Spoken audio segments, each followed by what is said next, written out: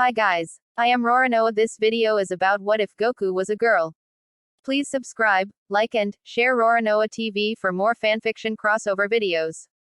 One fine day in the golden place that is called the Otherworld, two dead souls separate from their own kind to meet each other in private. One had to pass a poker game in hell, the other made up an excuse to leave the heavenly host practice choir early.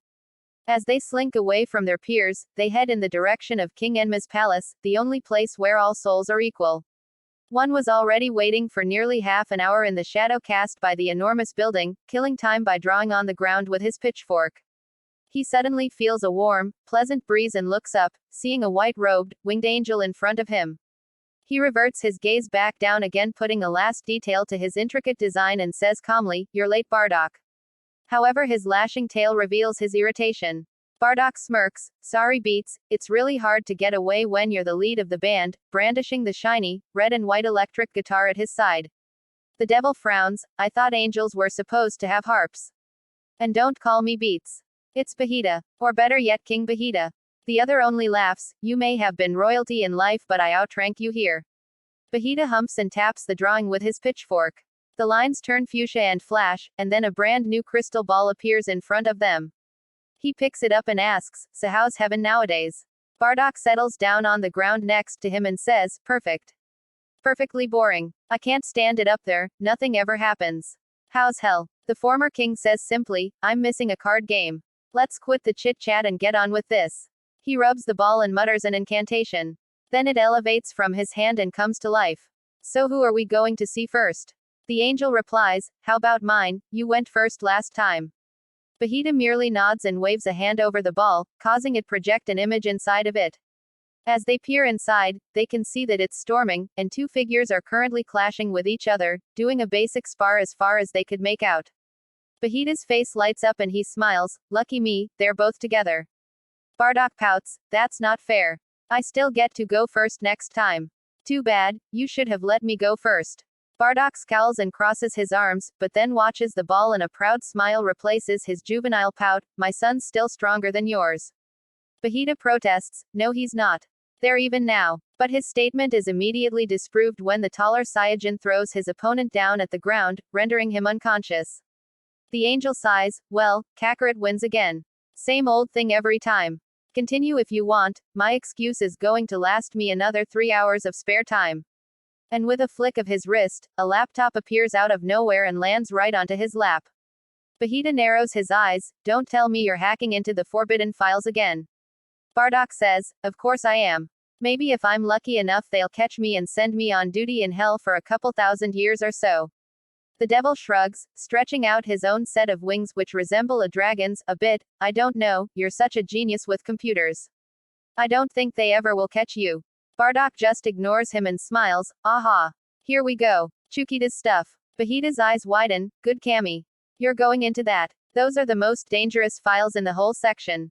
Which is why I want to see what it is. It's sealed off for a reason, you know. And if they actually do catch you, you definitely won't only be getting a mere 1,000 years in hell. I wouldn't be surprised if they stripped you of your wings for good." At this the angel simply replies, "It's very lonely being the only Saiyajin up in heaven." So Bahita decides to give up the argument. Bardock's eyes widen as he reads the files, "Holy cow. This is amazing." And he bursts into fits of genuine laughter. Bahita eyes him strangely, and he feels his curiosity beginning to tickle his mind. "What the heck is so funny?" Bardock stifles his chuckles and answers, "This stuff isn't _dangerous_. It's hilarious. They're just stories. Really, really funny stories." Then his eyes burrow into a frown as he continues to read, although slightly disturbing at times. He scrolls down and reads on, then bursts into even more laughter. "Oh my god. This time Bahita is really starting to fidget, do you mind telling?" The angel spins the laptop on his lap to face him and says, "Look at this," pointing at a particular section of the page. Bahita narrows his eyes and frowns, "Vegalina." "Who's Vegalina?" Bardock smirks, "That would be your son, isn't Onna." "What?" His companion smirks and spins the laptop back towards him, "Yeah, turns out this _Chukita_ is some sort of sorceress and changed your son into an Onna. And it gets better." Bahita moans, not really wanting to know. Before he can protest, Bardock continues, "Vegalina proposed to my son." "Oh Cammy. Seeing his companion's expression of pure horror, Bardock once again bursts into laughter. Ha ha. You should see the look on your face. But his laughter fades as he sees the king's face slowly break into a huge grin. Bardock laughs weakly. He, are you looking at me like that? Vegeta answers, you wouldn't believe it, but that sorceress actually gave me an idea. Bardock narrows his eyes. What are you talking about? Think of it, what if we actually got our kids together? What? Just look at the possibilities. They can start the race all over once again. Think of them as the Adam and Eve of the new Saiyajin race. What do you think? Bardock says crossly, I'm starting to see why that stuff was in the forbidden section. Vegeta slaps him on the back and says, hey, lighten up. Come on, you can't say you don't like the idea. Yes, I can. The king smiles at him craftily, but you were laughing at the idea earlier, weren't you? Right. A small smile forms on the angel's lips, but it quickly disappears. You do know one of them has to be a girl, right? The realization leaves the king slightly speechless, but he gets over it. Well, I can turn your son into a girl. No problem. Bardock yelps, my son. Why my son? Did Vegelina succeed when she proposed to Kakarot? The other says uneasily, no. Not liking where the conversation is heading, and how peppy his devil friend is since getting this great idea. That's why it should be your son. Every ninja on that planet adores him as a guy. Imagine if he was a she, not to mention the only female Saiyajin left in the universe. Very tempting for the last male Saiyajin left in the universe, nay. Bardock scowls, no way, and there is absolutely nothing you can do to convince me otherwise. Vegeta frowns in thought, then says craftily, but you aren't going to deprive me of my only son, are you? You have 2 sons. Can't you just at least use one of them for the recreation of our race? The angel shakes his head, no, and turns away, crossing his arms. His companion glares at him, but then he sighs, all right. Be that way. It's probably a doomed plan from the start. Especially since the gods are going to catch us in the act. And we'd be getting into major trouble. Bardock slowly turns around and looks at Vegeta strangely, so the king continues, you'd be stripped of your wings for sure. Banished to hell with the rest of us for all of eternity. Bardock asks, you're sure they're going to catch us? Vegeta scoffs, of course. For crying out loud, we're turning the strongest man in the universe into a freaking Onna. How can they not find out? The other frowns, then why are you even bothering? If they're going to catch us, why do you even want to do this? The devil smiles craftily, that's where my genius comes into play. We'll create a spell so complex that neither heaven nor heaven will be able to figure it out. How? By mixing heaven and hell. You have access to all the holy sutras, and I can get a hold of some black magic books, it'll be perfect. Even better, is that heaven won't be able to figure it out by itself, not without help from the demons of hell. And they're too snooty and proud to do that. They'd probably keep your son a girl for eternity, before they resorted to that. The angel smiles, knowing how true the former king actually is. Vegeta continues, and even if they do ask for help, who the devil is going to help those angels with their almighty, holier-than-thou, attitudes? By now Bardock is laughing. Vegeta smiles, and I betcha half of hell would love to see Kakarot as an Onna. Heck, even your son, Raditsu, would get a kick out of it. Bardock chuckles, wiping away his teary eyes, oh man, that's great beats. But does it really have to be my son? Yes. Nearly a month later, Goku and Vegeta are once again finishing off another spar and resting under the shade of a humongous oak tree. Goku puts his hands behind his head and lies down on the soft grass next to his sparring partner. Attempting to start a conversation, he asks, so Vegeta, what did you think of the spar today? The smaller Saiyajin says gruffly, what do you care? You beat me again, resentment very apparent in his tone. Goku shrugs, I dunno. You just seem to analyze this stuff more than I do. Vegeta glares at the other Saiyajin, knowing this very well isn't true, then he sighs, alright. You wanna know what I think? To be perfectly frank, I don't think we're going anywhere. It's like we've reached a plateau and can't get any stronger. Goku raises his eyebrows in surprise, wow, really? I've been feeling exactly the same way. He sits up and says, it seems I need a new challenge. Not just the same old boring spar every day. The Oji says in amusement, so what do you suggest we do? The larger Saiyajin says excitedly, let's go off planet and train. Vegeta burrows his eyebrows slightly, taking it into consideration, off planet? Well, why not? It's been getting pretty boring around here. Goku beams, so you'll go with me. Of course I am. Bulma doesn't have two spaceships, you know. His companion smiles, cool. When should we leave? The other says calmly, I'll convince Bulma to let us go. Quit bouncing around like that or I'll change my mind. Goku stops cheering immediately, but doesn't wipe the smile off of his face. I'm going to go home right away to pack. Vegeta smirks, have fun breaking this to your screechy mate. And don't forget to be at Capsule Corps by dawn. Goku smiles, I won't, and teleports back to his place. Vegeta smiles and mutters, Baka, before flying in the direction of his home. Bardock looks around him as he flies towards King Enma's palace, making sure that no one can see him. He hurries on and sees Vegeta is already there waiting for him. He lands and whispers to his fellow conspirer, we're going to have to do this quick. The angels are already suspicious. Vegeta nods, I have the model already Dockers, and presents it to him. Bardock takes one look at the tiny clay figure in his hand before nearly gagging, what the hell are you trying to pull? His friend blinks, what? What did I do? Bardock demands, are you trying to make my son look like a freaking seductress? The king frowns, looking at his model, I don't see anything wrong with it. The angel protests, it's too curvy. Look at that. He points to her bosom, those things are as big as watermelons. So, Bardock moans, oh Cammy, covering a hand over his red face. He points to it and says, I have a better idea. The model instantly changes under his eye. Changes, which don't seem to please the devil very well. He protests, Bardock, I spent a lot of time on that. Now she looks too plain. The angel says smugly, I think it looks fine. Vegeta growls, oh no you don't, and zaps the model back to its former stature, but Bardock only zaps it back. Soon the two are in a frenzied zapping war, until they finally both zap that model at the same time, creating a strange magic hybrid shield around it. Vegeta glares, this is your fault Bardock. No it's not. The bright light shimmers around the model, but it slowly fades revealing the final product. A young-looking girl with a cheerful smile and equally bright eyes. She also has shoulder-length ebony hair and a slim willowy frame. Her breasts are still rather big, but her waist isn't too slim so it seems proportional. Overall the model looks like the careful delicate work crafted for years by the finest artisans. In other words it's a total fluke. After much viewing and reviewing of the model, Vegeta says, well, it's not too bad. Bardock nods his head, nope, not bad at all. His friend replies, so we'll use that. Any adjustments that we need to make with the incantations? The angel frowns, looking over the sutras he brought with him, well, just how strong are we going to make her? Vegeta answers, definitely weaker than my son. Bardock demands, what? Why? The former king says, well I don't think my son would take kindly to Onna being able to beat him. Besides she doesn't have to be as weak as a ninja, just a little more than Vegeta.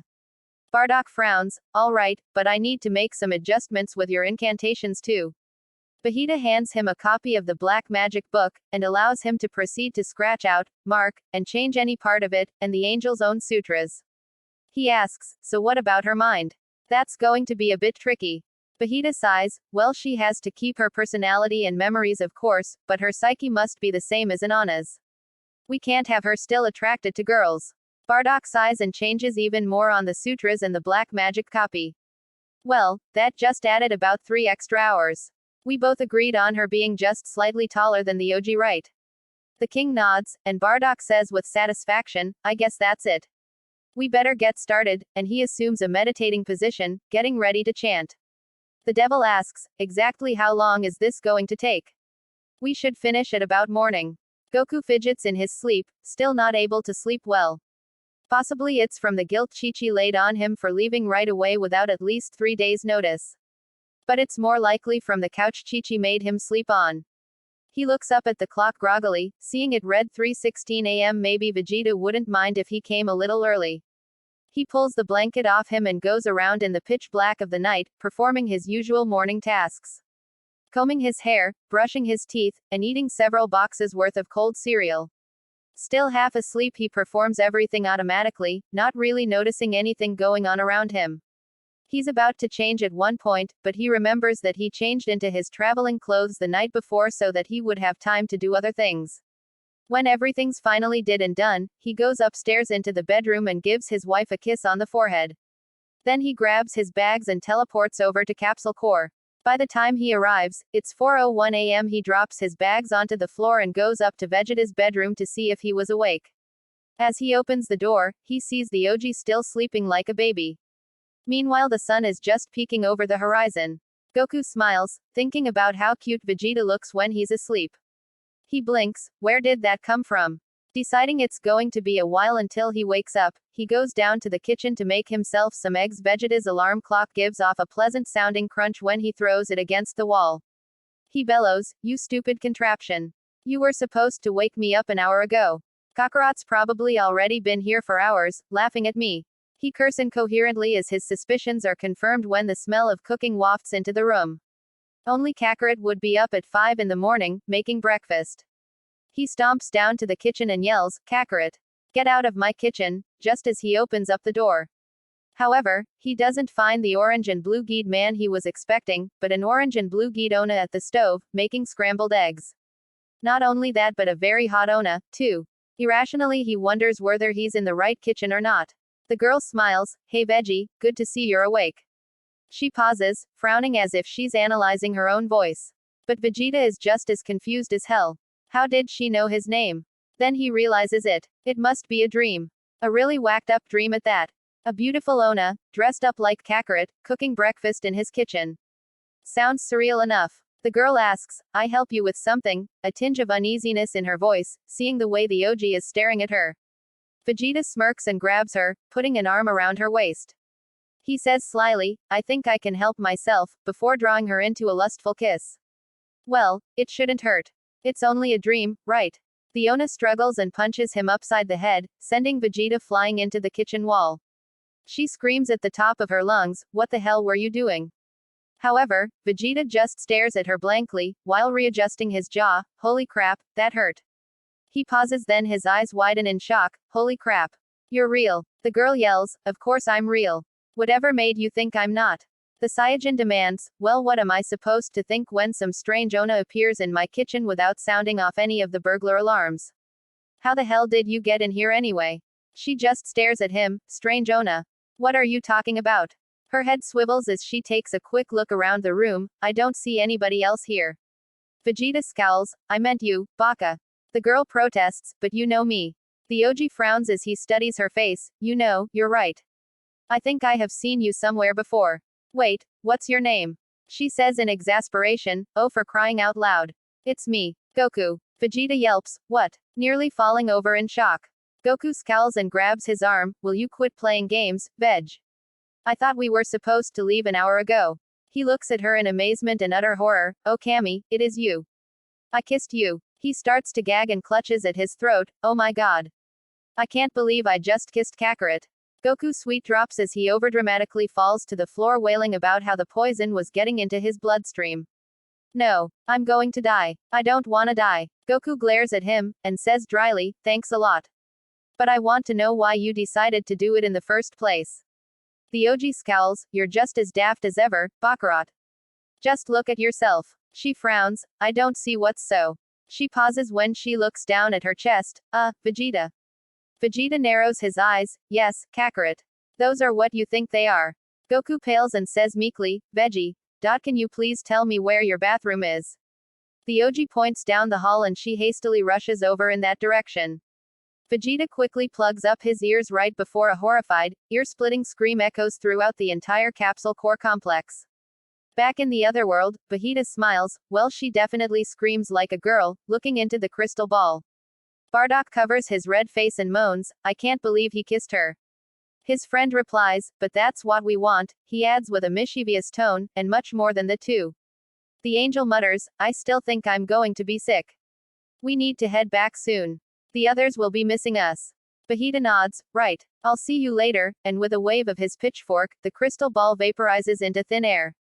Vegeta cautiously opens the door to the bathroom door and peers in, seeing Goku sitting on her knees on the ground looking at the ceiling with a helpless, lost look in her eyes. She hears the door creak and without turning her head, she says, "What happened to me?" "I don't know, Kakarot." Goku gets up shakily and says, "I was fine yesterday. But now it's just." She leans on the sink and takes a better look at herself. "When did this happen? How did this happen?" The OG avoids eye contact with any part of her body and says, "Maybe it's a joke." Goku yells, "A joke?" She pulls her shirt up and forces Vegeta to look at it. "Do you call this a joke?" Vegeta shrieks and squeezes his eyes closed as tight as he can. Then he yells, Kakarot. Don't you ever do that again. She puts her shirt back down and blushes furiously, sorry. I'm just a little frustrated. Frustrated. Normal people don't flash everybody in the room when they're frustrated. Goku retaliates by yelling, and normal people don't turn into the opposite sex overnight either. Vegeta's eyes widen, you just yelled at me. You never yell at me. Goku trembles, putting a hand to her head, you're right. What's wrong with me? Vegeta, I don't like this. I don't like it at all. The OG grabs her wrists and says, just calm down, Kakarot. Calm down, and maybe we can sort this out. Did you notice anything during the night? The Onnafied Saiyajin nods, yeah, I couldn't sleep that well for some reason. That's why I came here early. I thought it was just because I was sleeping on the couch. Vegeta frowns, and did anyone see you this morning? No, everybody was still asleep. They said goodbye the night before because I was leaving early to go on the trip with you. The Saiyajin narrows his eyes, so no one saw you. That's convenient. Too convenient. Goku says, I thought it was just a coincidence. In situations like these, you can never account anything to be a coincidence. Vegeta leads Goku over to the living room and seats her down on the couch, while he takes the opposing love seat. Tapping his fingers together he says, well, we know it can't be the Dragon Balls. They aren't active until next month. It's more likely you have a disease or a spell was put onto you. The girl frowns, I don't think it's a disease, Veggie. There's absolutely nothing that suggested I was sick. And I've never heard of anything that changes your body's anatomy. Spell it is then. Who do we know is capable of such a thing? Goku shrugs, well everybody I know is dead. She pauses, dead. Vegeta, do you think this may have anything to do with the Otherworld? Vegeta mutters, yeah, the gods are mocking me. What was that? The OG lies, nothing. Goku isn't too convinced so she asks, Veggie, you never told me why you kissed me. Blushing slightly, Vegeta says, well, I thought you weren't real, do you want to know anyway? You kissed me. He attempts to change the subject, so why don't you talk to your King Kai and ask him if he knows anything about it? Goku eyes Vegeta suspiciously, but says, well it seems that we're going to be going off planet anyway. Grab hold of me. Vegeta takes her hand and she puts 2 fingers to her forehead. In a millisecond, they blink out of sight. At once the 2 Saiyajins find themselves on Grand Kai's planet surrounded by the greatest fighters the universe has ever seen. And as soon as Goku sets foot on the planet, all of them give her more than obvious looks. After all, it wasn't every day that a cute girl came to the great fighting master's planet.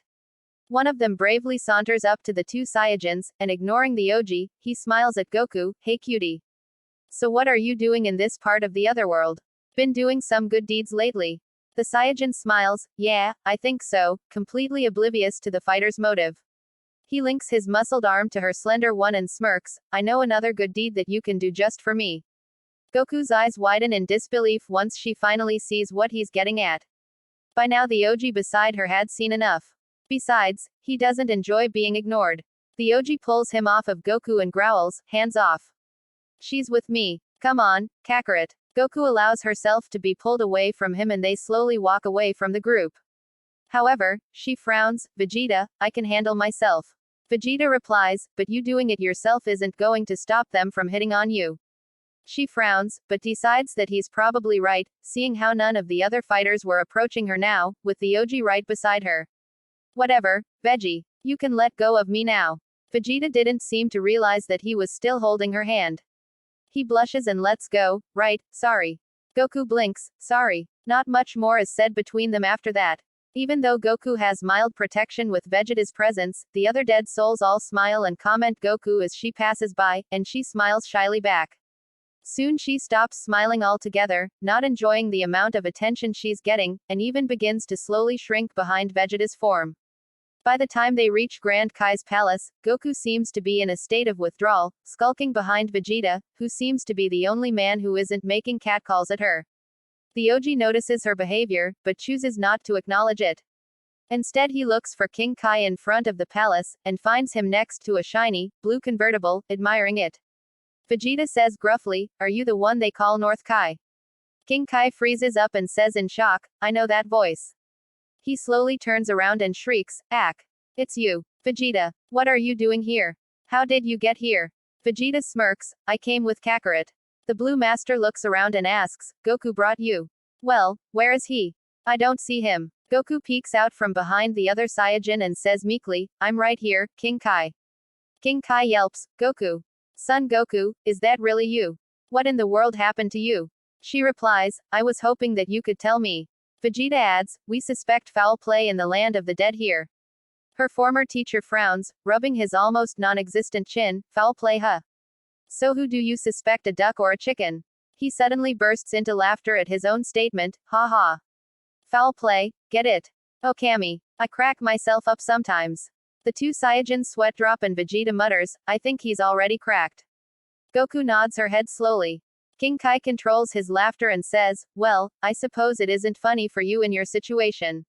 So, on a more serious note, I haven't seen anything myself, but I have overheard that there's a little inside turmoil in heaven, or more specifically the Angels sector. Seems some of their holy sutras went missing for a while, but they just got them back this morning. Goku says excitedly, but I found out I was turned into a girl this morning. King Kai raises his eyebrows in surprise, well, I'd say that's too coincidental to be a coincidence. But I don't get it. What would the angels have against you? The female Saiyajin frowns, I have no idea. Even in all my time up here I only managed to meet a couple of them. But I did think that they were a bit snooty to me, considering I saved the Earth several times. Vegeta frowns, not liking to be out of the loop of things, what's the difference between the angels and fighters anyway? King Kai shrugs, not much. They both did good deeds in their lives, but angels are carefully selected so that they can represent the gods and perform very important heavenly duties such as playing messenger for the gods or being guardian angels. The Oji looks at Goku and says, so you weren't selected because? Goku says flatly, they didn't think I was smart enough. At this Vegeta bursts into laughter, and his companion glares at him, looking very cross indeed. King Kai shrugs, don't worry about it, Goku. The head angels aren't very renowned for making good selections. Half of the angels there are forced to be in their special league. Anyway, I think you have a legitimate case here. The Otherworld, especially heaven, isn't supposed to interfere in the lives of the living. I'll go talk to the other gods and see what they make of this. Then they'll see if they can get you back to normal. Vegeta looks at King Kai in disappointment, not finding him to be the instant cure to his companion's problem. However, Goku smiles brightly and pulls King Kai into a hug, oh thank you so much. You have no idea how much this means to me. Her victim slowly starts to turn purple from lack of oxygen, Goku, let go, can't breathe. Goku quickly drops him and says apologetically, oh, I'm sorry King Kai. I didn't mean to. King Kai flattens down his clothes and mutters, some gratitude. I offer to help you with your problem and you end up almost choking me to death. Goku blinks, but King Kai, you're already dead. He yells, that's not the point. Vegeta just watches everything with an air of amusement. Then Goku grabs his arm and says, thanks again, King Kai. Bye, and she teleports the two out of there. King Kai shakes his head, still the same old Goku, and he goes off in search of his superiors. Vegeta shrugs Goku off of him once they reach Capsule Corp's living room. He says crossly, well that was productive. Really? I was being sarcastic you baka. Oh. The Oji begins to pace the room and mutters to himself, what the hell are we going to do about you? Goku frowns, King Kai said they'd change me back. Vegeta yells, well you're not back to normal now are you? How do we explain this to your baka friends? Do you even want them to know? And who knows how long you're going to stay like this? Goku puts up her hands and says, calm down, Veggie. Just take it easy. I can lay low for a while. My family thinks that I'm going with you off planet. In a month the Dragon Balls will be ready, and if I'm not changed back by then, we'll use those. The other Saiyajin narrows his eyes, I don't know if that's going to, Vegeta. Why haven't you left yet? Vegeta stiffens as Bulma enters the room still dressed in her pajamas and a night robe. She looks at the beautiful girl in her room suspiciously, who is this? The referred Saiyajin looks at the Oji nervously, but he just sighs, for Cammy's sake, just tell her who you are or she'll think I'm cheating on her. Goku scratches the back of her head and says uneasily, well, you have to promise not to tell Chi-Chi. Bulma frowns, Chi-Chi. How do you know Chi-Chi? And what does she have to? Her eyes widen as she takes a better look at the girl in front of her. The same clothes, the same eyes, even the same nervous expression. Oh my god. I don't believe it, Goku. The Saiyajin nods and Bulma says in disbelief, I think I'm still asleep. Goku yelps, no, you're not. The blue-haired scientist sits down on the couch in a state of shock, but how did this happen? The other girl answers, well, apparently some angels have a grudge against me. Vegeta purses his lips, not totally convinced, but he decides not to comment. Anyway, I don't want anybody else to know about me, not even Chi-Chi. Make that especially not Chi-Chi. I don't think she'll be able to look at me the same way again. Vegeta smirks, that shows how much faith you have in her. Bulma sends him a glare and turns back to Goku, are you? I'm dead sure. Bulma sighs, well, I guess we'll have to create an alias for you.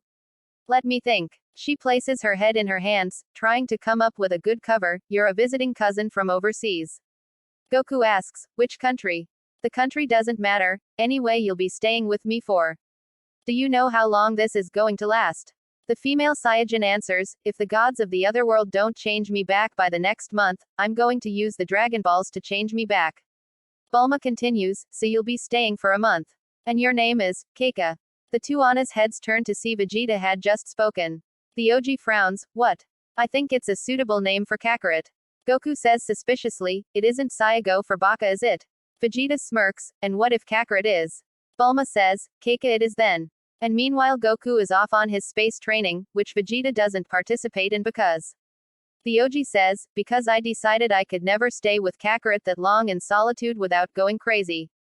Goku sends him a warning glare, and the scientist says, we'll have to hide your bags and the spaceship for the time being.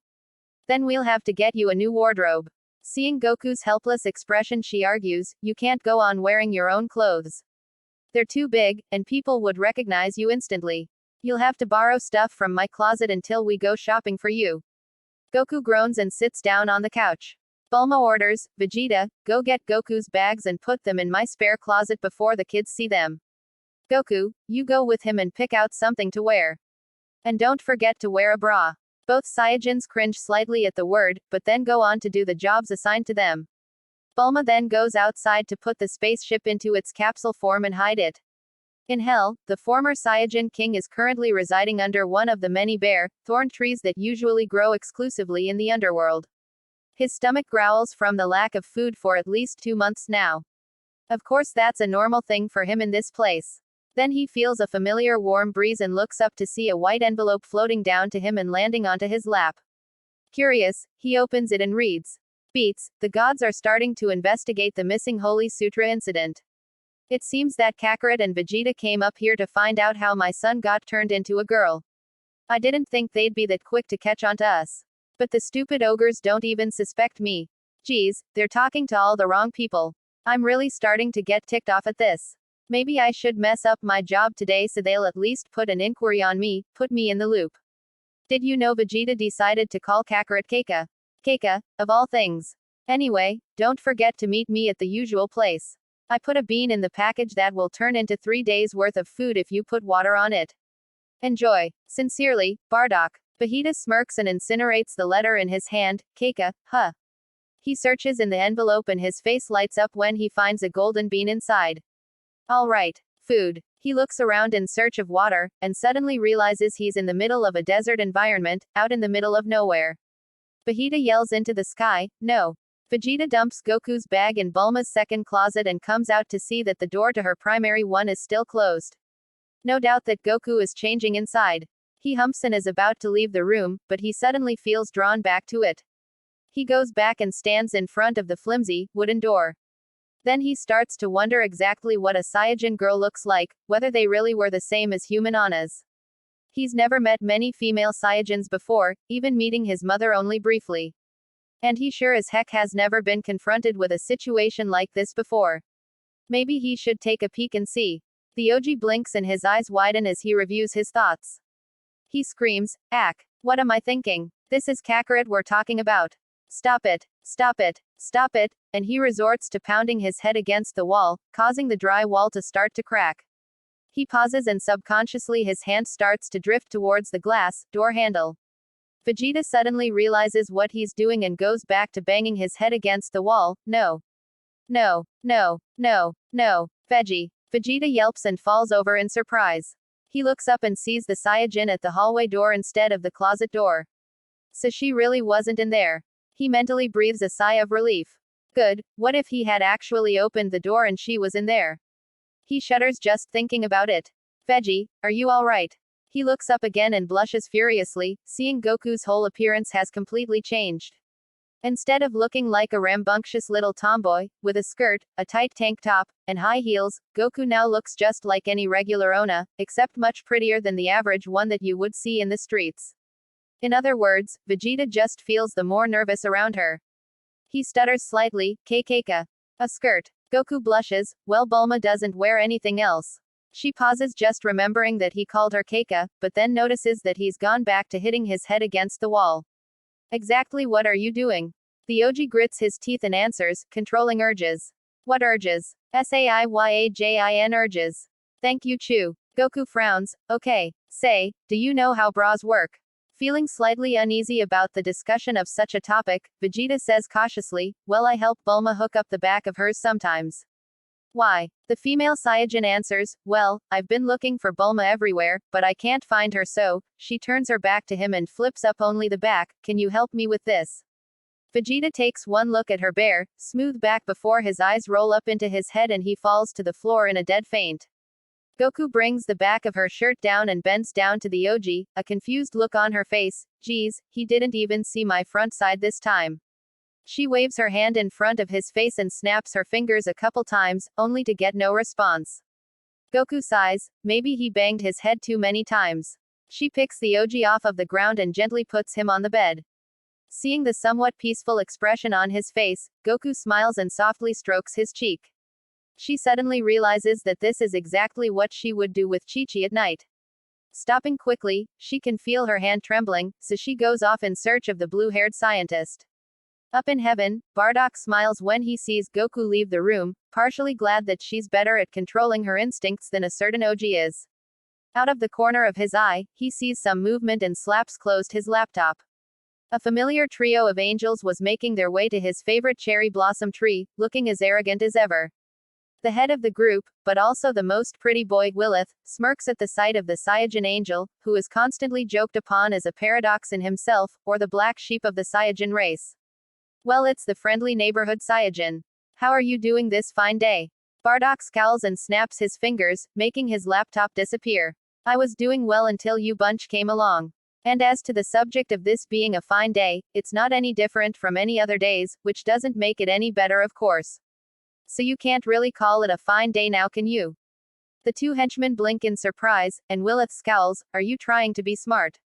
The Saiyajin replies, I'm not trying to be smart, I am smart, which is why, along with being strong and good looking, the head angels decided to put me into your snobbish league of pompous old fools. He angrily gets up and turns tail on them, marching proudly over towards headquarters. His constant rival yells, oh yeah. Well, the only thing that's keeping you here is your solitary good deed that you did in the last hour of your life. Bardock mutters as he goes his way, and I'm starting to regret it too. He walks up the white marble steps of Angel Headquarters, the infamous home of the head angels. The massive building is such a pure shade of white, it hurts Bardock's eyes just to look at it. He swore to himself the first day he went there, he would graffiti the entire building for all the angels to see.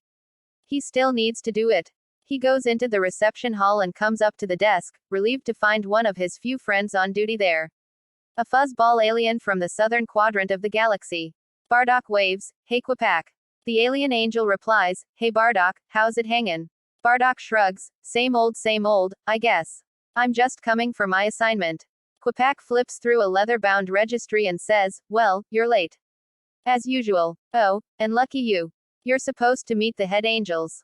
The Saiyajin moans, ah crap, and hurries to the Senate room. Kwapak laughs, you better hurry. They've been waiting for nearly half an hour. Bardock soon leaves sight of the main hall and comes up to two huge golden doors. He knocks and they mystically open up by themselves.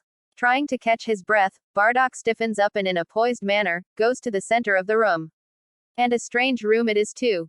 Even with the holy glow to it, and the golden mist that would always make his tail go nuts after leaving, it also had a feeling of utter hopelessness of doom. Especially with all the head angels towering above him on silver pedestals. If everything didn't look so holy to him, Bardock would mistake it for a Saiyajin interrogation room. The eldest angel booms from his tall tower, Barudoko. Japanese pronunciation of Bardock's name. You're late. Bardock mutters almost grudgingly, I apologize for my tardiness. Part of the ritual that they always perform for an angel's misdeed. A gray-haired female angel announces, "You are forgiven, Bardock. And the ritual is over." She adds, "That is one more demerit point for you." A paradox, of course. Although forgiven, the misdeeds are never forgotten. Be careful, angel. Any more and you'll be set up as guardian angel for some lowlife drag. The Saiyajin angel scowls, "Jesus, my son's more angelic than all these people put together." An ancient purple alien says, "Of course, that can be changed. We have a special assignment for you today. If you manage to carry it out, we will consider all past demerits invalid." Bardock glares at them grudgingly. "Whoopee, I'll be part of the _elite_ squad again. That was such fun. But if you fail, not only would you lose your near impeccable standing, but your head too." Bardock pales. Really? He never doubted any threats from them ever since he'd seen a beheading himself about 20 years back. Poor guy's head won't reattach until 100 years from now. Needless to say, he didn't really want to be mocked by Willith and his gang for a near century. They'd probably try taking his decapitated head and play football with it. Bardock shivers. That's a mental image he can go without. He asks, "Well, what is this special task?" A different angel, a young female alien this time, answers, "We need you to deliver a message to the Saiyajins on Earth that we will find out who has turned that fighter." What was his name again? Bardock answers, "Kakarot." "Right. Tell those two fighters that came up here that we'll find the culprit who turned Kakarot into a girl, and more importantly, you have to convince them that heaven has nothing to do with this sudden change." Another angel nods in agreement. "As the elite sector of heaven, we cannot afford to have any smears on our reputation. We would lose our standing, allowing the gods to inquire into our methods of functioning." Bardock frowns. If the gods really could change this place, maybe it's worth losing a head. Then again, maybe not. He suddenly realizes the full extent of the task set before him. Wait a sec. You want me to go down to Earth, retain a physical form, and tell them we have nothing to do with this? The eldest angel answers, "Well, yes. But you only have enough power to make yourself known to one person." The Saiyajin groans. Keeping a physical form in the mortal world is one of the most painful experiences imaginable. Not to mention he would be so close to blowing the thin cover that would be keeping his his child from finding out it was he who cursed her with that form. He doesn't care if the angels find out, but Kakarot is a different story entirely. She'd never forgive him, even if she did know who he was. The highest residing angel asks suspiciously, "Is there a problem with your assignment?" Seeing Bardock's expression, Bardock laughs nervously, scratching the back of his head. "Nope, no problem.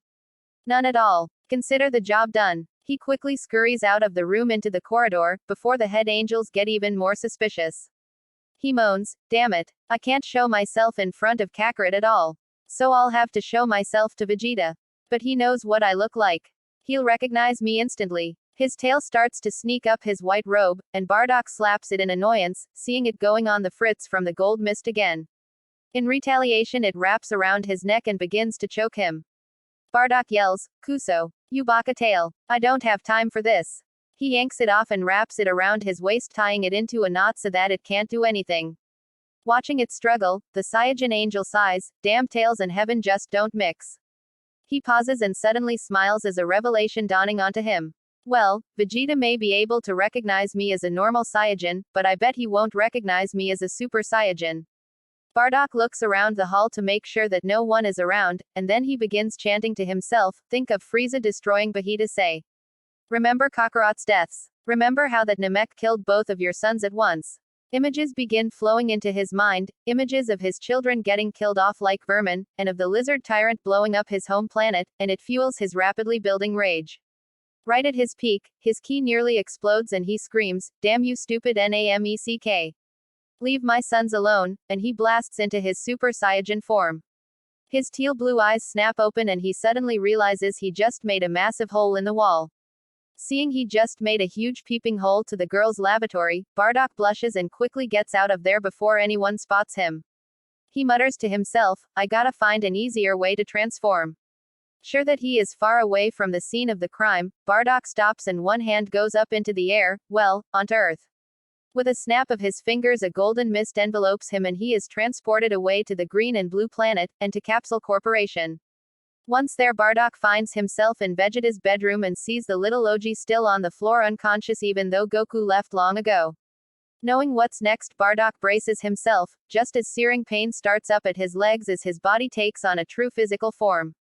The pain, like being pierced by white-hot knives, works its way up his body right up to his very halo. After the grueling procedure, the angel feels himself already worn out and his body all numb. Not willing to wait any longer, Bardock smacks Vegeta over the head, causing the OG to abruptly awaken. Vegeta sputters, "Huh, what?" He groans and sits up, rubbing his head. Jesus, was that all a dream? Nope. The OG looks up for the source and shrieks, seeing a foreign Super Saiyajin hovering above him. The angel waves, "Hey Veggie." Vegeta moans, "Oh Kami, I'm hallucinating." Bardock yells, "How dare you call me a figment of your imagination," feeling very offended. Vegeta demands, "Oh yeah. How do you explain the purple elephant?" pointing out towards the hallway. Bardock sweet drops when he sees nothing but an empty hallway. "Okay, maybe I smacked you _tad_ too hard over the head. Anyway," the angel's voice takes on a tone of authority, "I have come to deliver a message from the heavens." At this, annoying golden bugles come out of nowhere, trumpeting a holy tune. Bardock snaps, "Oh shut up." And the bugles vanish just as fast as they came, further convincing Vegeta that he's gone mad. Bardock clears his throat before continuing, "The head angels have sent me to tell you that they will find the culprit of Kakarot's _heinous transformation and that." The OG suddenly asks, "Do I know you?" The angel replies nervously, "Can't really say." Vegeta narrows his eyes as if Bardock was a specimen in a laboratory, carefully examining him, "Because I could have sworn I've seen your face before. And I never forget a face. Couldn't you possibly be mistaking me for Kakarot?" Vegeta shrugs, "Maybe. Except that Keika has bigger eyes than you do and doesn't have a scar on her cheek." Bardock's hand automatically goes to his cheek and he says, "Okay, so maybe I'm not Kakarot." But even on the verge of getting caught, Bardock notices in his nervousness a slight change in Vegeta's vocabulary. "Did you just call Kakarot Keika again?" Seeing Vegeta's hesitation, Bardock at once feels his anger and his protectiveness bubbling to the surface. Vegeta pales and for some reason feels he would be safest if he was very, very far away from the angel, who right now looks ready to explode into Super Saiyajin 2. Bardock screams in a furious rage, "Don't you ever call her that again. Do you hear me? Never." The OG's only intelligible words are, Irrational ideas come to the angel's mind and he growls dangerously, "Now I see what's going on in that sick, twisted mind of yours, what you're calling Kakarot that name. Well, you can just forget it." His aura blasts up even more, blowing away everything but the OG. "I'll set all of the Otherworld on you, if you even think about it again. And if you dare lay your hands on my daughter, I will make sure you suffer 1,000 times worse than the devil's wrath for the rest of eternity." Suddenly the furious angel vanishes into thin air, his physical form's energy all spent.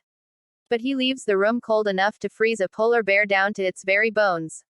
Vegeta watches the spot where the angel vanished, too shocked and freaked out to notices the dark wet stain on the front of his pants. He whimpers, "What was that?" Another icy wind passes and a letter suddenly lands onto the OG's lap. The poor prince just stares at it, wondering whether it's really wise to open it or not. His question is answered when it attaches itself to his face and begins burning. Vegeta yelps and rips the letter off, carefully opening the white-hot envelope, before Bardock decides to do something even worse to him. He looks at the silver ink and reads, "Bakayaro no Oji. Don't think I'm done with you yet. Before you decided to call my daughter by that horrible name, making me spend all of my energy, I was supposed to tell you that heaven has nothing to do with Kakarot's transformation. Sincerely, Anonymous. P.S. Don't you dare even look at my child funny, OG boy, or else this will happen to you." Bam! The letter explodes in Vegeta's hands, blackening his face and his gloves. The remaining charred bits float to the floor, burning into cinders. The OG stares at it, and looks as if he's about to cry. A Saiyajin Hall. One of the few luxuries of the HFIL specially reserved for any Saiyajin, who resides in the hellish abyss. Any Saiyajin can find relief in those buildings from the ever-present suffering of their daily residents, only on the condition that if their space was needed for an injured Saiyajin. Which is pretty much every day. So the only chance that any Saiyajin really gets to go inside was if they're injured or whatnot. Otherwise they would probably get kicked out by the head of the hall, a Saiyajin queen, ranging from ancient times to the recent past, including Vegeta's own Queen Ruby. On this particular day, the ogres in charge of HFIL are having a field day, resulting in many more injured Saiyajins as usual. And so, as the Saiyajin no OU, Vegeta feels it's his duty to check upon his injured subjects. In other words, visit Ruby and hide from the ogres. After spilling the news about their son to Ruby, oh my gosh. I can't believe our little Veggie-chan is finally going to have his own princess, the former king starts wondering whether it was really a good idea or not. Ruby crosses her arms and huffs, well, the only thing I have to say about it, is that it's about time.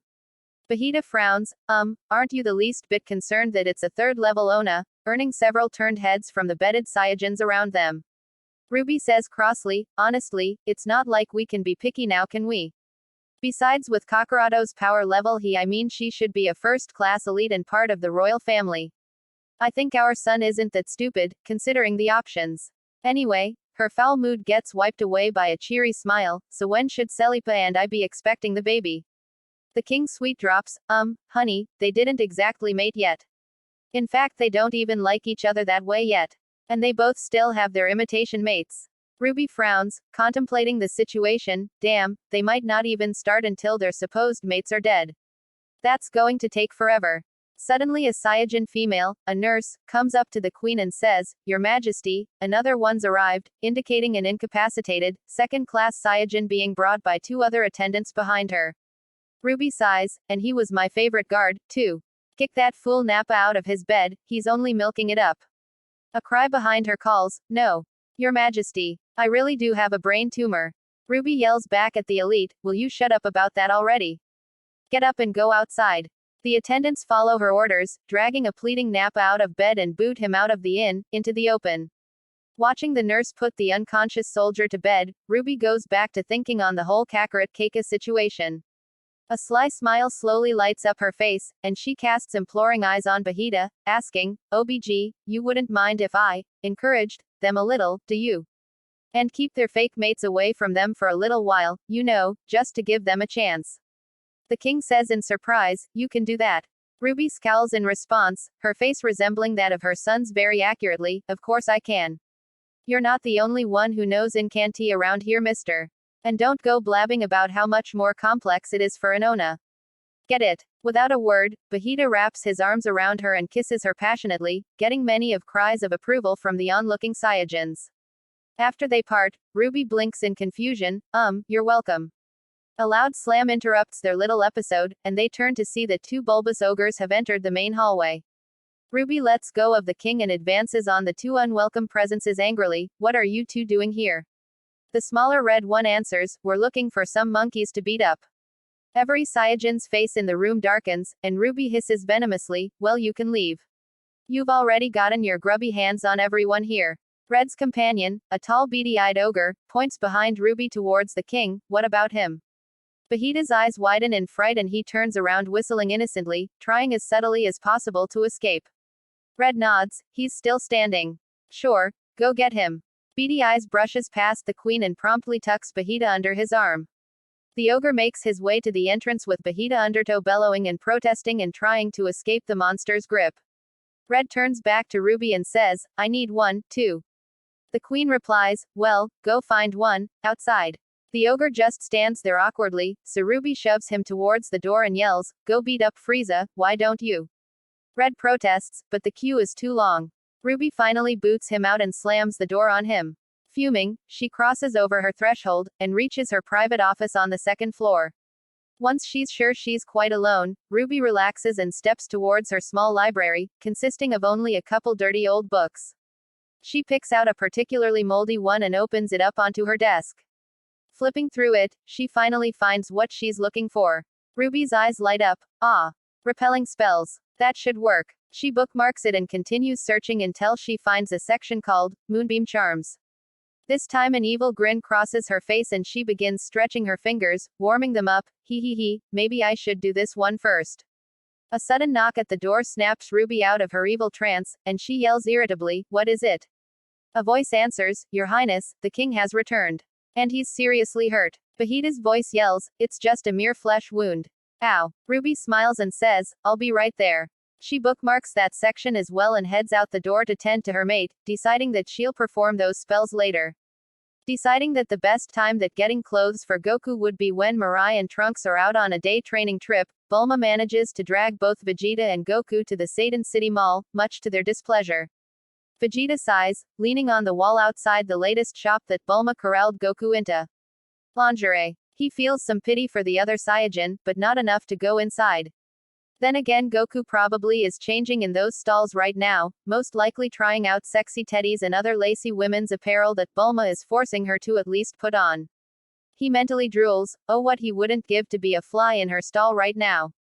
Suddenly Vegeta snaps out of his perverted daydream back into a reality check. He shudders with horror. He realizes that now is definitely not a good time to do some good headbanging, since in the crowded mall it would attract too much attention. So he decides to divert his attention to his surroundings. He sees another male leaning on the same wall in the vicinity that he didn't notice before or simply didn't acknowledge. The tall, blonde guy sees Vegeta watching and tries to strike up a conversation. So, you waiting for your girl too? Huffing slightly, the OG doesn't reply, and looks forward again. Not one to be easily beaten, the guy, who Vegeta mentally dubs Blondie, continues, yeah, I'm waiting for my wife. We just got married last month. Again Vegeta says nothing. You know, girls can take forever in these kinds of shops. Already annoyed with this guy, Vegeta mutters, whatever, hoping that will get this guy off his back. Suddenly he recognizes a familiar key in the area. And if it is who he thinks it is. Vegeta's head whips about as he searches for the source of the key. Then he spots a bald, shiny head and sunglasses peeking from behind one of the mall benches. Great. Roshi. Vegeta looks into the shop and asks, is that your wife, looking at a pretty brunette? Blondie nods, yeah, that's her, why? There's a perverted old man behind the bench over there ogling her. Blondie suddenly becomes angry, what? I'm going to get that hentai. He marches over to the bench where Roshi is starting to panic. The old turtle hermit goes racing off with Blondie speeding right after him. Wait. You have the wrong guy. I swear. However, he gets chased off out of sight.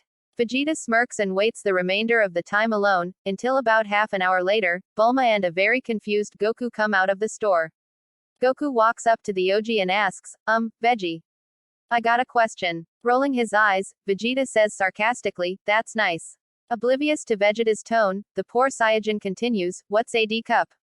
The OG yelps, and nearly falls over. Quickly gaining his balance, he hisses loudly at the younger Saiyajin, you fool. You don't go spouting information like that. This isn't the place. Suddenly Bulma demands, what's wrong with talking about it? I don't see what's so embarrassing about saying her breasts are D cup. Actually, it's a bit annoying. They're bigger than mine are. Vegeta can just feel the eyes of near onlookers goring into him, and he puts a hand to his face, burning with humiliation and embarrassment. He quickly pulls the two girls out of the area and nearly screams, this is why I hate shopping with you. A little later the trio is in the Satan department store, just getting some regular clothes for Goku. Instead of staying out of the store, Vegeta just stays out of the women's section where the two Onnas are situated, instead browsing the martial arts supplies section. Man, I want to go there. Meanwhile Goku is in the changing room, picking out clothes from the huge pile that Bulma chose for her. With a wearied sigh, she takes the item from the top and looks at it. A pink frilly blouse. She wrinkles her nose in disgust, yuck, and tosses out of the stall, onto the head of an unexpected passerby. She proceeds in the same manner through the rest of the pile, tossing out most of the clothes there. Yuck. Yuck. Ew. Yuck. She expects me to wear this.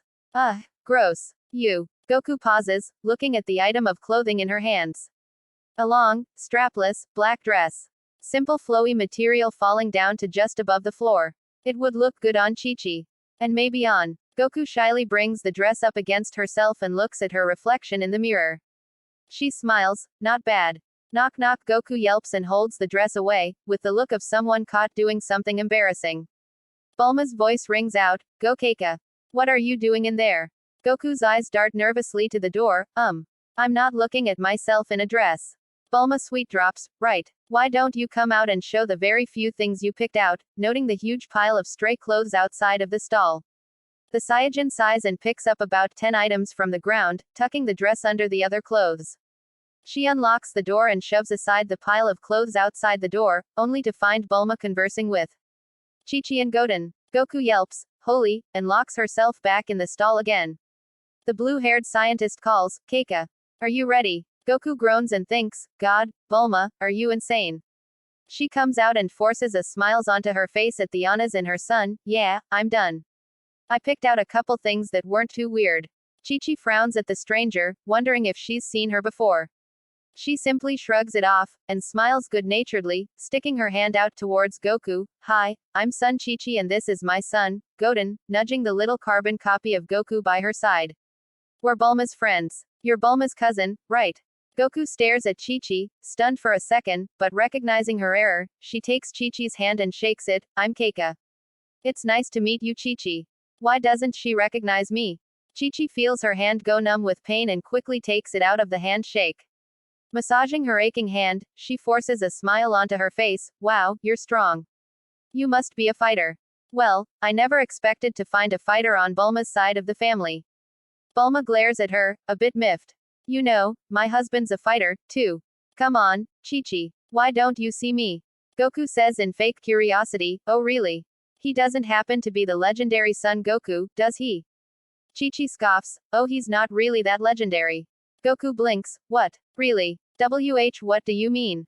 Sensing the danger here, Bulma puts a hand on Chi-Chi's shoulder. I don't think that you should, but the dark-haired Onna just says, oh it's alright. It's just straight, simple girl talk. No harm in it. She looks back at Goku and says, well, he's not the perfect angel. Of course there's always the way he eats. He never seems to have enough, and I always worry about how he'll eat us out of house and home. Chi-Chi gives a light chuckle, showing that she's just joking, but then she continues, he also may be the nicest man on the planet, but I would trade that immediately for at least a couple conversations when he understands at least half of what I'm saying. Goku stares at her wife, completely dumbstruck. She can't really mean that. But she's saying it right in front of me. Oblivious to the pain that she's causing, Chi-Chi adds, and he tries to be a good father too, but unfortunately he's just never there for our children. It's so hard on Goten. Isn't that right? The young demi-Saiyajin says in defense of his father, I like my daddy. Chi-Chi sighs, of course you do, honey. But it's just really hard on us. Would you believe that he left us this morning, without at least 3 days' notice? That man, I simply don't know what to do with him. She adds dramatically, but I manage. It's hard, but I carry on. Well, you know how men can be. Bulma watches Goku tentatively, as she hangs on to every word that comes out of Chi-Chi's mouth. Shaking just slightly, Goku sniffles, I'm sorry. I need to go to the bathroom. Excuse me, and she dumps her clothes onto Bulma and hurries to the restroom area. Goten says in awe, wow, she runs pretty fast for a girl. Chi-Chi huffs just slightly, that's rude. Why did she just run off like that? Bulma sends her a glare, then sighs, shaking her head.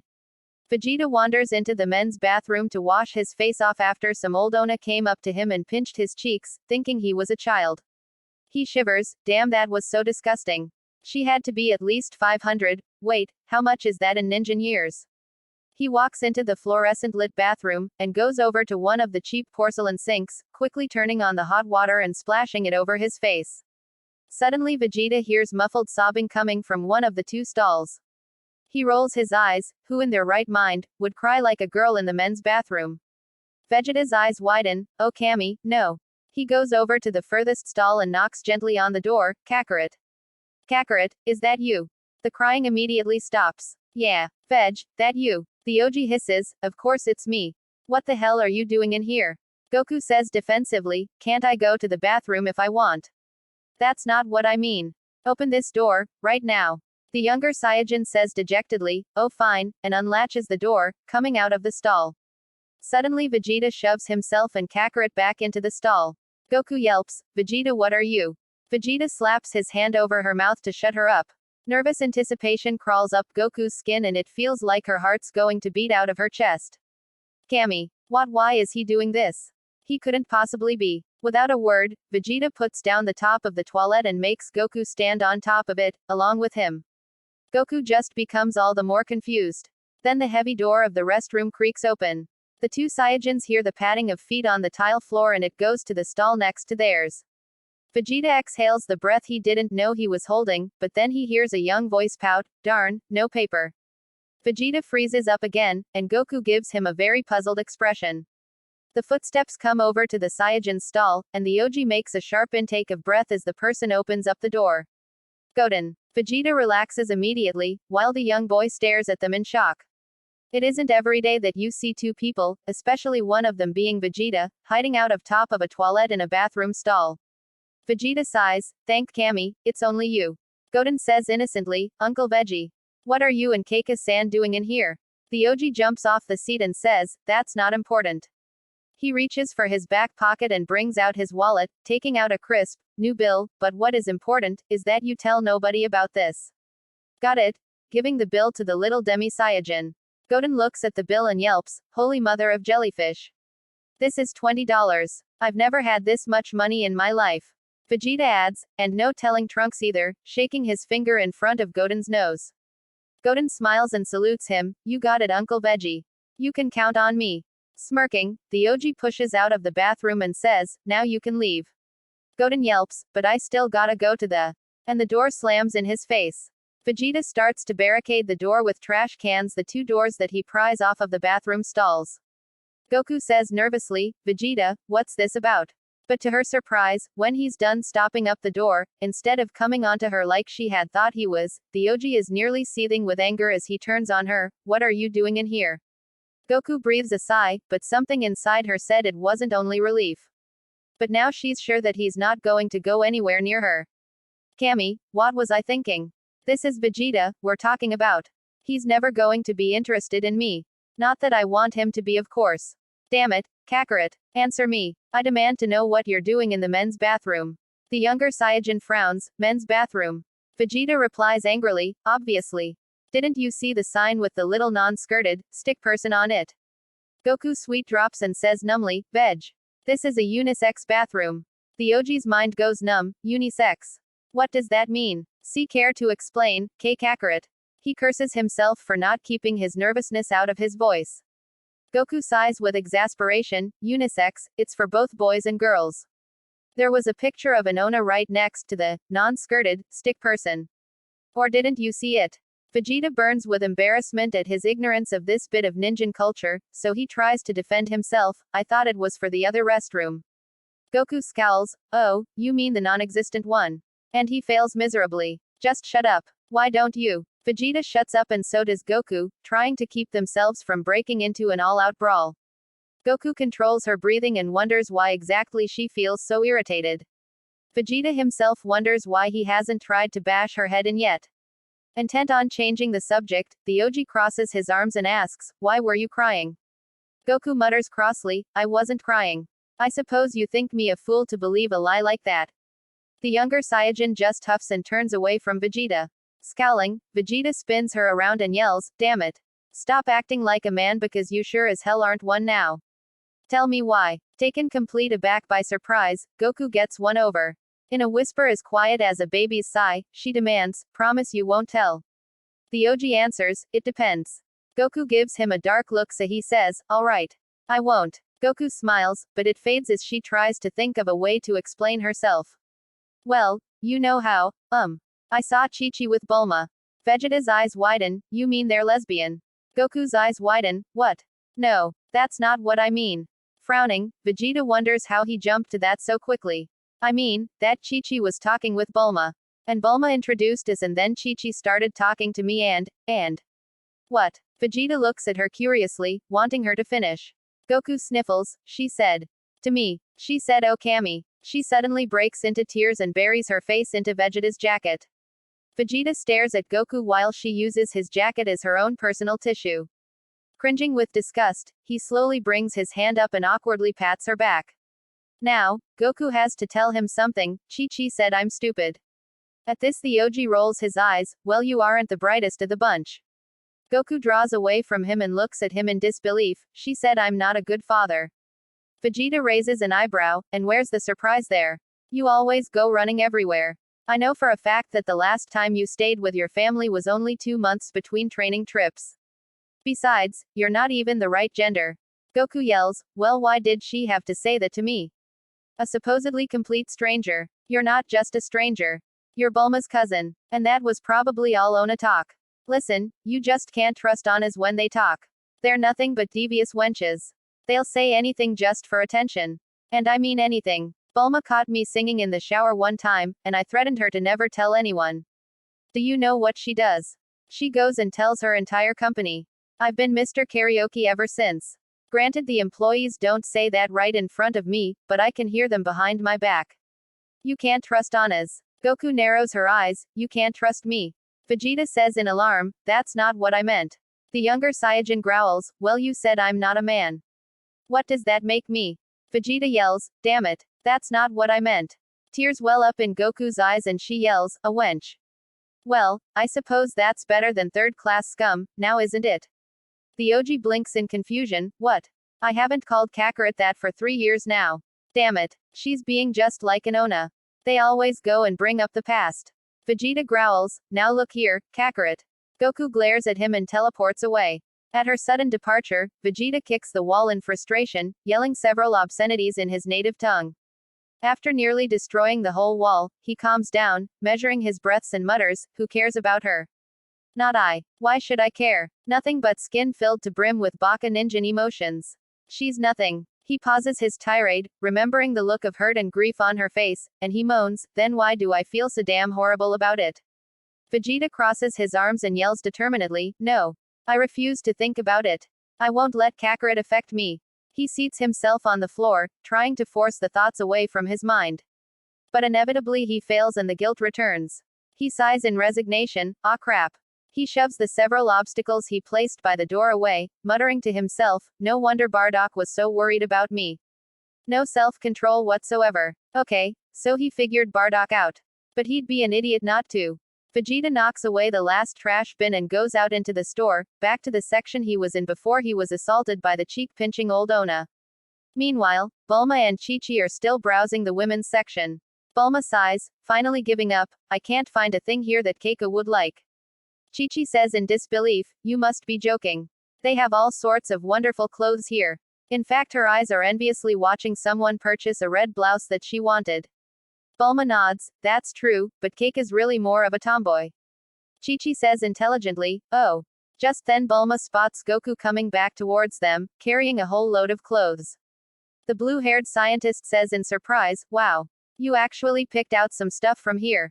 Goku frowns, looking at the two Annas she's known for nearly her whole life, they couldn't really be wenches. Could they? No, of course not. But part of her seems unconvinced by the conversation she had with Chi-Chi earlier. She sighs, no, I just got these from the boys section. Bulma wonders out loud, why didn't I think of that? Chi-Chi laughs, maybe because you don't know where the boys section is. The two begin sorting through the clothes, noting their approvals and dislikes of the items chosen. Chi-Chi pulls out a red shirt with, boy, printed clearly in white bold lettering. She looks at Goku with a questioning glance. The Saiyajin's only explanation is, I'm thinking about a sex change, partially hoping her wife would get the hint and recognize her. However, Chi-Chi sees nothing but a pretty screwed up girl. She narrows her eyes disapprovingly, but decides to say nothing. But if Keika wasn't Bulma's cousin, then she would definitely give her a good lesson in good, safe, traditional values.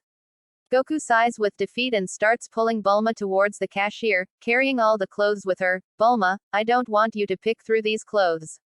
I already tried them all out. She yells over her shoulder, it was nice to meet you, Chi-Chi. Chi-Chi frowns, putting her hands on her hips, such a strange girl. Rude too. Suddenly Godin comes running up to his mother, Mommy. Mommy, look what Uncle Veggie gave me. Dinner is held at Capsule Corps with an unusually awkward silence. Even Vegeta and Goku are eating much slower and more politely. The only ones who seem to be attempting any sort of conversation are Mirai and Trunks. Mirai fumbles with his food and asks, so, Keika, which side of the family do you come from? You don't look like any of Mom's aunts and uncles. Trunks nods in agreement, yeah, you look like you'd be more related to Dad. Vegeta sends him a glare, and Goku answers somewhat hesitantly, well, I'm your mom's cousin twice removed from her, father's side. The younger Briefs boy narrows his eyes and watches Keika even harder, why are you wearing my mom's clothes? Goku says intelligently, cursing herself for not changing into some of her new clothes yet. Vegeta scowls, the Baka airline lost her luggage. Why are you interrogating her? Trunks says quickly, it's nothing. Sorry. Turning to glare at the OG, Goku sends him a mental message, what are you doing? Vegeta answers, trying to make up, Baka. Try harder. Mirai frowns, watching the two of them. He could have sworn they're having a mental conversation, but that's impossible. Only Saiyajins are capable of that sort of mental capacity. He just shrugs it off, dismissing it as his imagination. Goku finishes her spaghetti and pushes her plate towards Bulma. Can I have some more, please? Bulma frowns. You've already had 5 servings. Her cousin pouts, but I'm still hungry. The blue-haired scientist glares. Keika, normal girls shouldn't eat so much. It's not healthy. The Saiyajin picks up the hint and sighs. All right. Fine, then sits back in her chair to enviously watch Vegeta eat his food. Nearing the end of the meal, Mirai asks hopefully, Hey, Dad. You wanna spar after dinner? Vegeta shrugs. Sure, why not? Trunks whines, but Mirai, you said you'd spar with me. His future counterpart hisses, well, that was when I thought that Dad was leaving on a trip. That's not fair. Suddenly Goku speaks up, breaking the little sibling spat. I'll spar with Trunks. An awkward silence ensues. Mirai says nervously, I don't know if that's such a good idea. The female Saiyajin frowns. Well, why not? I know martial arts. Trunks brings up his hand and forms a key ball, because I can do this. Can you? Raising a skeptical eyebrow. Well, actually. Bulma kicks Goku in the shin. No, I don't know how to do that. Because I'm a normal girl. A normal ninja girl. Yup, perfectly. Vegeta mutters, I think you made your point. They 3 briefs men quickly finish up their food, and Trunks says excitedly, last one out is a rotten egg, and he runs out the back door with Mirai running right after him. Vegeta humps and gets up as well, turning to the door, only to blink in surprise, seeing Goku try to sneak out the back. Bulma says sharply, Goku, stay here. The Saiyajin says innocently, but I don't wanna be the rotten egg. Vegeta looks back at Bulma, who says, I'm not going to let you go out and spar. Vegeta looks back at the female Saiyajin. Goku whines, can't I just watch? Vegeta looks back at Bulma again. No, I know you too well. Once you watch fighting, you always want to get in on the action. At the finality of his wife's tone, Vegeta sighs, and heads out the back. No one has been able to win an argument against her yet. Bulma says much more calmly, why don't you help me with the dishes instead? Goku looks at the plate-covered dining table and asks, aren't your bots supposed to do that? Rolling her eyes, Bulma starts picking up the dishes and answers, usually, but Trunks went and put sand in all of them, so now they're broken. Goku sighs with resignation before picking up a whole stack of plates, giving the back door one last longing look. Bulma calls, Goku, hurry up. The Saiyajin mutters, yes, _Chi-Chi _ and brings the dishes over to the kitchen. Later that night, Goku flops onto the queen-sized bed of one of the many guest rooms in Capsule Corps, feeling the most depressed she's ever felt in her whole life. She balls up her fist around the quilt and brings it to her face, ready to cry her heart out. Why did this have to happen to her? It just isn't fair. She's deprived of everything she loves. Food, fighting, and only 2 people know that she's still on the same planet. And she definitely can't talk to Chi-Chi now, after that conversation in the department store, leaving Goku lonelier than she's felt in a long time. Just then she hears a small rapping at the door and says depressingly, come in. But no one does come in. Frowning, Goku gets up from the bed and opens up the guest room door. She finds no one in the hallway, but she looks down and sees a plate filled with about 20 capsules, a large, white cardboard box, and a small peach-colored envelope. Curiously, Goku picks up the envelope and opens it up to read its contents. Kakaroto, I can't really say this out loud, it's too hard. But I apologize for before. Even though it's not my fault you went nuts. But I've decided to make it up to you. As long as you're stuck like this, I'll bring you leftovers to eat. A Saiyajin shouldn't be starved to death. There's also another something for sparring. A Saiyajin shouldn't be bored to death either.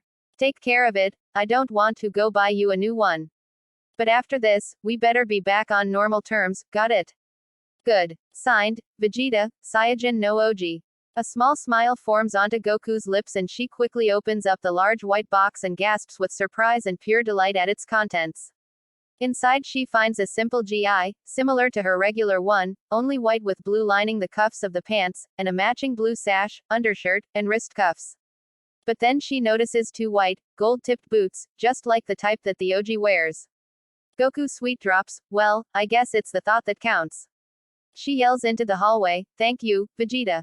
Then she brings in the plate of capsules into her room and shuts the door, so that she can enjoy a good Saiyajin-sized meal. Around the corner, Vegeta smirks, I knew it. Success. Back to normal with Keika.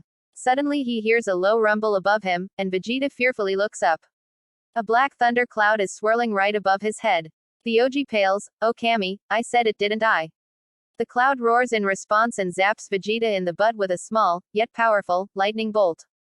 Vegeta yelps in pain, clinging at his roasting buttocks, and runs away from the cloud as fast as he can. While the little storm cloud, bent on Bardock's will, follows him closely, zapping the Oji as much as it can, all around the house for the rest of the night. Thank you for watching What If Goku Was a Girl Part 1. Please subscribe, like and share Roranoa TV for more fanfiction crossover videos.